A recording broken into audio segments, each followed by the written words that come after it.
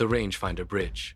Finding purpose in retirement. Katsumi had spent 40 years being the most important person in the room. Her office was a hive of ringing phones, clicking keyboards, and urgent meetings that lasted until the stars came out.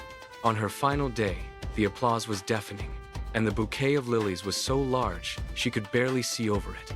She felt invincible, a pillar of a world that she believed couldn't spin without her. But Monday arrived with a silence she wasn't prepared for. No one called to ask for her approval.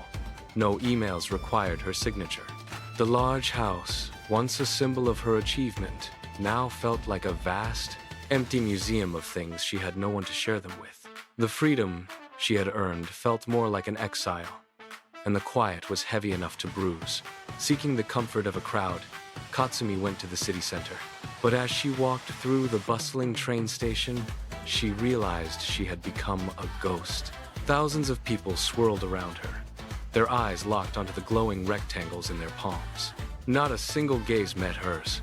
It was the day she felt truly alone, not for a lack of people, but for a lack of being seen.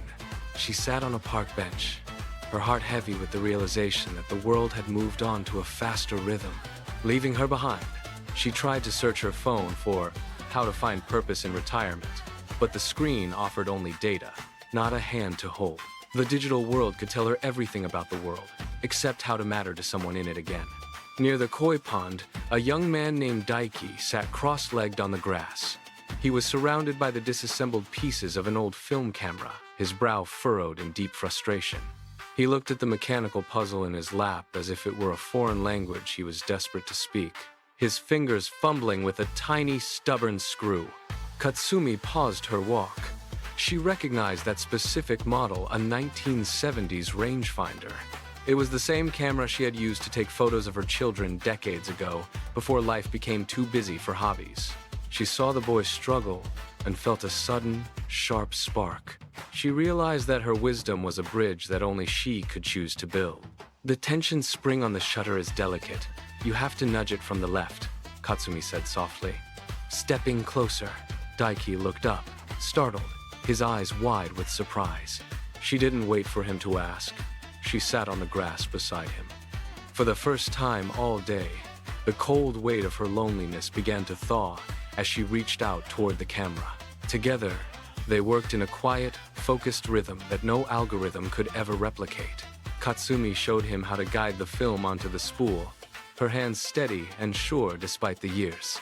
Daiki listened with an intensity that made her feel like the leader she used to be, not of a corporation, but of her own hard-earned experience. When the camera finally clicked with a healthy, mechanical snap, Daiki let out a cheer that echoed across the pond. He turned the lens toward Katsumi and captured her smile. In that moment, he wasn't a stranger, and she wasn't a ghost. He looked at her through the viewfinder, seeing her not as a senior, but as a master of her craft. Walking home, Katsumi realized that loneliness is often just a door we forgot how to open. You can Google the history of a camera, but you cannot Google the spark of connection that happens when two souls stop to recognize one another. She wasn't the center of a company anymore, but she was part of the world, and that was finally enough.